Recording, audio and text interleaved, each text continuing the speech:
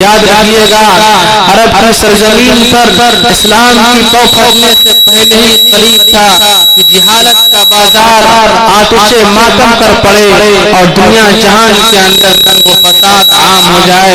یہاں تک کہ وہ صورتحال تھی کہ لوگ ایک دوسرے کے لیے خون خرابہ کر رہے تھے.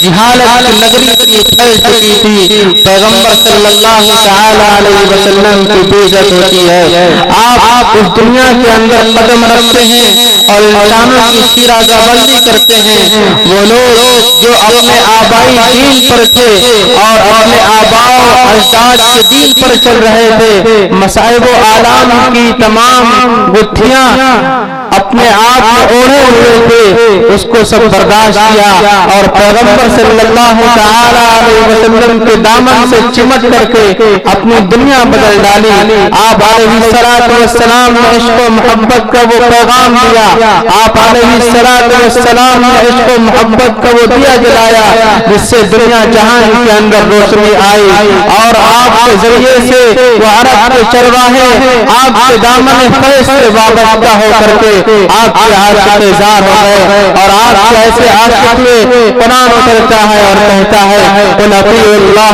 واطیعوا الرسول. یہاں تک کہ باری تعالیٰ فرماتا ہے قل ان کنتم تحبون اللہ فاتبعونی یحببکم اللہ ویغفر لکم ذنوبکم. اطاعت رسول کے طفیل میں دو انعام عطا کیے گئے, فرمایا گیا کہ تمہارے گناہوں کو معاف کر دیا جائے گا اور تمہیں بخشش کا فرمانہ مل جائے گا. وہ عظیم صحابہ کی نسبت ہے نہایت پاک ہستیوں کا تذکرہ فرما رہے تھے. وہ آنکھیں جو صحابہ کی آنکھیں تھی جنہوں نے پیغمبر کی زیارت کی, وہ ہاتھ جنہوں نے اپنے ہاتھوں سے پیغمبر اسلام علیہ السلام کو وضو کرایا, وہ کتنے مبارک لوگ تھے. ان کی نگاہیں کرم پیغمبر اسلام کے اوپر پڑا کرتی تھی. وہ شب و روز پیغمبر کی زیارت کرتے تھے. صحابہ جیسا عشق دنیا جہان کے اندر کوئی پیش نہیں کر سکتا ہے. صحابہ جیسی محبت دنیا جہان کے اندر پیغمبر سے کوئی پیش نہیں کر سکتا ہے. صحابہ جیسا عقیدہ اور صحابہ جیسی محبت, صحابہ جیسی زندگی ایک مرتبہ حضور کے دامن فیض سے وابستہ ہوئے, پوری زندگی انہی کے ہو کر کے رہ گئے. دنیا کو چھوڑ دیا, گھر مکان کو چھوڑ دیا, سب کچھ خیرباد کر دیا. فارس سے چل کر کے سلمان آ جاتے ہیں, حبش سے چل کر کے بلال آ جاتے ہیں, اور نہ جانے کہاں کہاں سے صحابہ چل کر کے دامن فیض سے وابستہ ہوتے ہیں اور اپنی زندگی کا وہ قیمتی حصہ آپ کے دامن میں قربان کرتے ہیں, جانے کا نام نہیں لیتے ہیں. وہ صحابہ تھے, آسمان میں ان کا تذکرہ کیا, زمین میں ان کا تذکرہ کیا, پہاڑوں پر تذکرہ کیا گیا, عرش کے سائے میں تذکرہ کیا. صحابہ کی جماعت وہ جماعت ہے.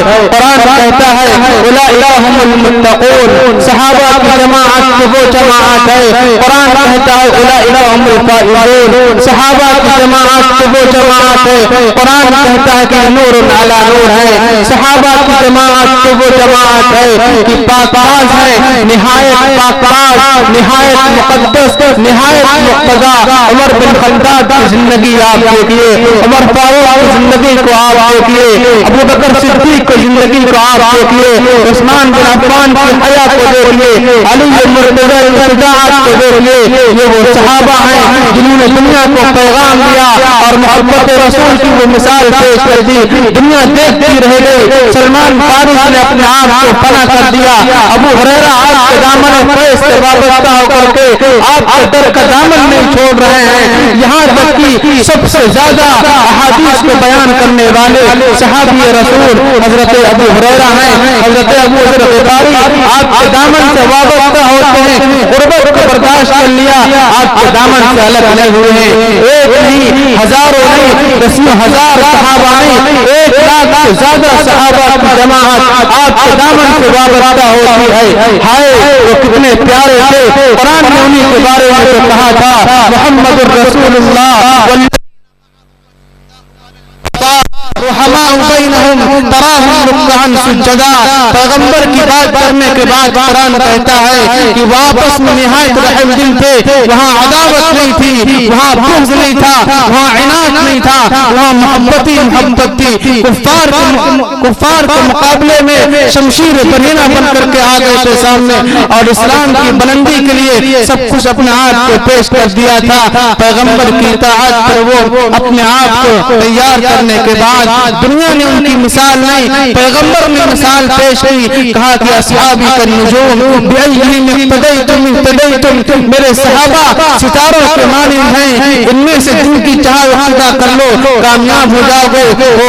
صحابہ پر تبرہ کرنے والوں, صحابہ کے اوپر انگلی اٹھانے والوں, پہلے اپنے گریبان میں جا کر تو دیکھو, اپنی انگلی اٹھانے سے پہلے اپنی زندگی تو دیکھو تم کیا تھے. صحابہ تو وہ ہیں کہ اپنی آنکھوں سے زیارت کس کی کر رہے ہیں. ابھی ہمارے حضرت مدینے کی نسبت کو بیان کر رہے تھے. ہم اور آپ اپنی زندگی کا پورا حصہ تہجد میں گزار دیں, لیکن ایک صحابی کا وہ سجدہ جو پیغمبر نے پیچھے نماز پڑھنے کی حالت میں گزارا, کہ پیغمبر نماز پڑھا رہے ہیں اور صحابی پیچھے نماز پڑھ رہے ہیں, وہ سجدہ پوری زندگی ہم نہیں لا سکتے ہیں جو ایک صحابی نے ایک پیغمبر کے پیچھے ایک سجدہ کیا تھا. ہماری 60 سال کی عبادت ایک صحابی کے سجدے کے برابر, جس میں صرف 3 مرتبہ سبحان ربی الاعلیٰ کہا ہو, اس کے برابر نہیں ہو سکتے. اللہ ہمیں اس نسبتوں سے پاک رکھے اور ان سے محبت, ان سے عقیدت کو باقی رکھنے کی توفیق عطا فرمائے.